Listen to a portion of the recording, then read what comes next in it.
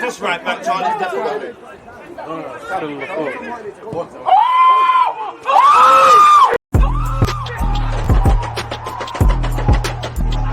Because you always use that active red light defending. I think it's like.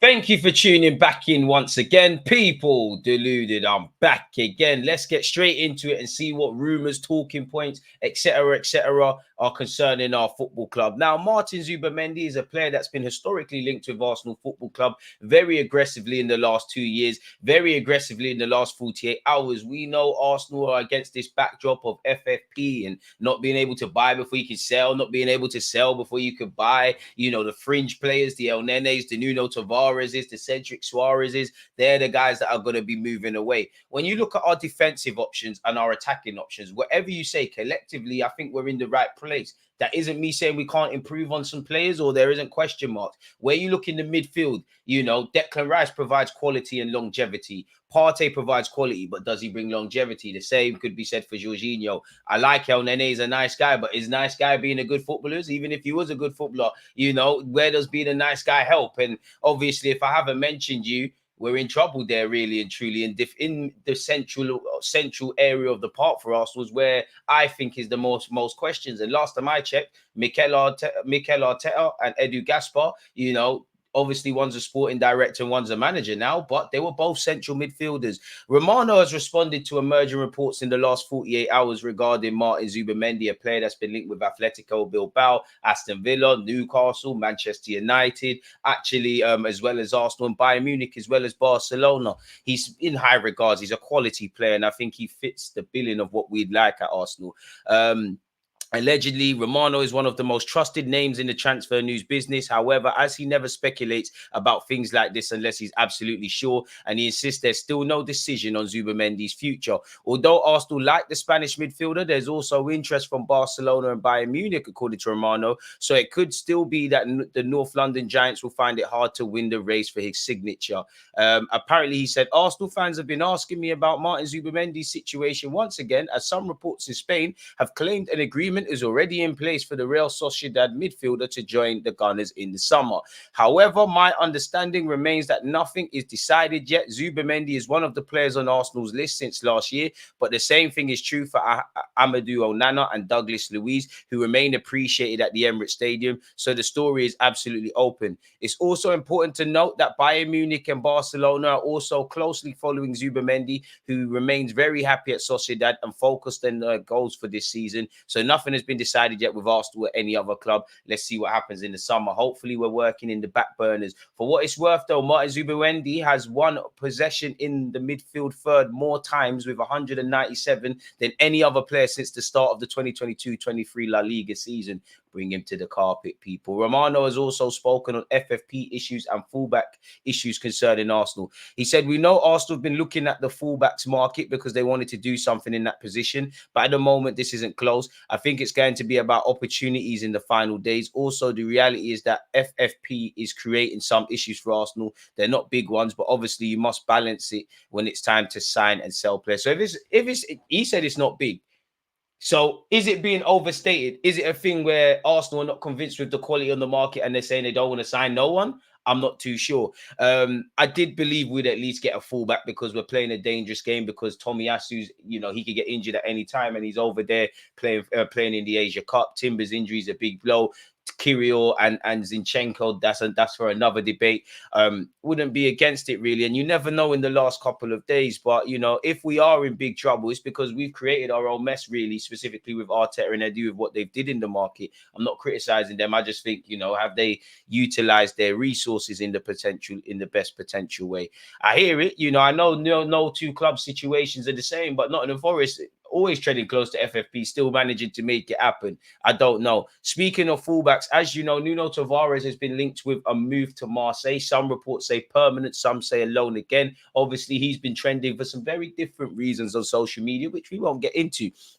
According to Fabrizio Romano, Marseille are still pushing to sign Arsenal's Nuno Tavares. However, Nottingham Forest's unwillingness to free the Portuguese defender could throw a spanner in the works. Really been struggling for game time. Apparently, he's on he's a list with a whole host of names that Marseille are looking at. As you can tell, people, since they've lost Lodi to Saudi Arabia, they've targeted multiple players, which they've got Truffet of Rennes, who was once upon a time, I liked him a lot. Bradley Locco, Angelo, who used to play for City, I'm sure, as well as obviously Leipzig, Tavares, and Merlin, who plays for Nantes, people. Apparently, Marseille are nearing a move for Merlin, although a deal is yet to be struck. However, Romano has now revealed that Marseille are continuing to push to sign Tavares, who obviously spent last season there, and he got a lot more game time over there than he's currently getting at Nottingham Forest, so could make it happen, people. Apparently, the deal could be scuppered by Nottingham Forest, who currently have the player on loan from Arsenal, despite the Portuguese fullback being used sparingly so far. Nuno Espirito Santo, who, that's a new manager. Maybe your countryman uses you a bit more in the weeks to come. And to be fair, the Chelsea loanee, who was a midfielder, struggled for game time at Forest. Apparently, he's unwilling to let the player go before the end of the season, at which point Tavares' loan spell will end. Arsenal did not include a recall clause in the loan, and as a result, Tavares' route back to the Velodrome is currently blocked. I mean, I don't know if they're saying this, then fair enough. But if we didn't, that's kind of negligence on our part if we didn't put a recall clause there. Or that must just mean we don't really rate him. We don't really care what you do, really. If you can put yourself in the shop window, great, but we don't really care about that. We've been linked with Callum Wilson. Now, I'm not going to give this food for thought. I'm not Aston Villa. Newcastle, apologies. They're struggling with FFP sell before they can buy. And in the last few days, actually the last few days, half their team's been linked with moves away. Throughout January, obviously, the Isaacs, the Bruno Gomares are going to be linked with clubs all around the continent. Whether that's realistic is another thing. Recently, you've seen Callum Wilson linked with Atletico Madrid. Trippier could be going to Bayern Munich. Almiron could obviously be going to Saudi Arabia. Who knows? For what it's worth, depending on the loan, I wouldn't be against Callum. I don't buy this, and obviously, I would rather the Osimhens, the Isaacs, the Vlahoviches, the Seskos, the Ivan Fergusons. I don't think it would make sense for Callum Wilson to leave Newcastle and join Arsenal. I think you'd kill any more of your England chances. But to have him on the bench or in the squad, he does know how to put the ball in the back of the net. He does make great runs, and he is experienced. If depending on the financial package, I wouldn't necessarily be against it from now to the end of the season, and then obviously in the summer go get a big dog. But I don't believe this. I'm sure you lot don't either, people. So we'll keep it moving past that. Speaking of fullbacks, people, allegedly, Team Talker said our sources have stated that Southampton's Kyle Walker-Peters is a name for Arsenal fans to keep an eye on over the next week ahead of next Thursday's deadline. Ex-Spurs man, Southampton isn't exactly far from London, but he'd moved back to London. He is homegrown. He can play left back and right back. He can be a little cut price addition. I wouldn't necessarily be against it. I don't know on Southampton's willingness to let him depart. Carrying the theme with fullbacks, Ben Jacobs has said Arsenal do want to sell some players this month. Cedric Suarez and El Nene are two names the club would love to offload. It's been tough to find January suitors for El Nene because several clubs are instead looking at signing him as a free agent this summer, including Al Fateh, who's in Saudi. So it seems like he'll run his deal down. Apparently, Onana of Everton is considering an Arsenal move, but the Gunners are bound by limitations, which we already know, people. We've been linked. Apparently, they want anything from 50 to 70 million pounds for him. We know obviously his metrics. I'm not going to read that. He's obviously got good physical quality. He's great in terms of an age profile. We wanted him when he was at Lille, and obviously he can play a ball forward as well. There's been rumors of loans with options to buy and that we've been talking, but unfortunately, this is a summer thing. If anything, it comes down to the bands, really and truly. It comes down to if you're going to put the money there. So I'm not going to waste any more time with that. Apparently, Kirill, if he was to leave Arsenal, even though his agent has come out and kind of squashed those rumors, if he were to depart Arsenal, there's only two clubs he would want to join in Italy should he return, and apparently he's only interested in Milan or Juventus, so clubs such as Roma or Napoli would need to persuade him. I mean, Napoli's a massive club with a borderline religious footballing following, and they won the Scudetto recently. Kirill, you'd be stupid not to consider that. Roma's a big club as well. I know they've lost Jose Mourinho. Milan and Juventus, they're clubs that they knock on your door. Of course, you're going to listen. And I like Kirill, but I don't think he's convincing. If this persists and he doesn't, show himself to be a reliable backup, at the end of the day, whether it's worked out or not, because I think yesterday was the anniversary from when he signed for the club. If, despite him not convincing, he's still worth 20 odd million plus euros that we paid for him, and he's getting interest because he has been linked with these clubs in Italy back where he was playing his trade and built his name. Obviously, being linked isn't buying players, but if he's still got interest, then we can make our money back and find a player who can make it work. We'll have to see exactly what's going on in that regards, people. Osimhen's been speaking about his future. Again, it's a bit boring. We all know he's going to end up signing for Chelsea. He said he's already decided his future, allegedly. I've already made my decision on the next step to do at the end of the season. I already made my mind up. I already have my plan. I know what I want to do, the next step I want to take. I think 60% of the people mentioned the rumors about me linked with the Premier League. The Premier League is one of the biggest leagues in the world. I want to finish the season with Napoli, then come up with the decision I've already made. So, yeah, have fun at Chelsea, man. He has previously said he definitely wants to play in the Premier League before the end of his career. And he once said, of course, when asked about such people, he said, of course, one day, definitely, this is his previous comments. But for now, I have other plans in my career that I'm looking forward to do. So when the time comes, everyone knows. I hear that. And Romano has confirmed the transfer decision of him, allegedly. He said, what's the decision? The decision is to leave in the summer transfer window. Osimhen, from what I'm hearing, believes his cycle, his extraordinary job at Napoli, winning the Scudetto, scoring lots of goals, is now over. He'll complete the season at Napoli and then leave in the summer. This is the priority of the player. In January, he's going nowhere, but in the summer, there's going to be interest from Saudi, again, interest from Chelsea. Let's keep him in the conversation for Victor Osimhen and from Arsenal too. For sure, Osimhen, with this important statement, this bomb has made it clear he's going to be available on the market in the summer transfer window to try new experience. Do your thing, man. I would love you at Arsenal Football Club, but I think he's going to Chelsea. You know, you look at AFCON, they wheeled out Jogba. You know, Eto's even met him, and Eto's got them previous Chelsea ties after spending there. I just think Chelsea will move the boat out, really, and he was a boyhood Chelsea fan. I would love to see us get Arsenal get him, but it is what it is. Goretzka apparently rejected a departure from Bayern Munich last season. Could he be an avenue for Arsenal to explore, people? Apparently, he's now open to the idea and is considering a move to the Premier League. He's under contract until 2026. If he's not playing at Bayern Munich, could they want to make money there? I'm not too sure.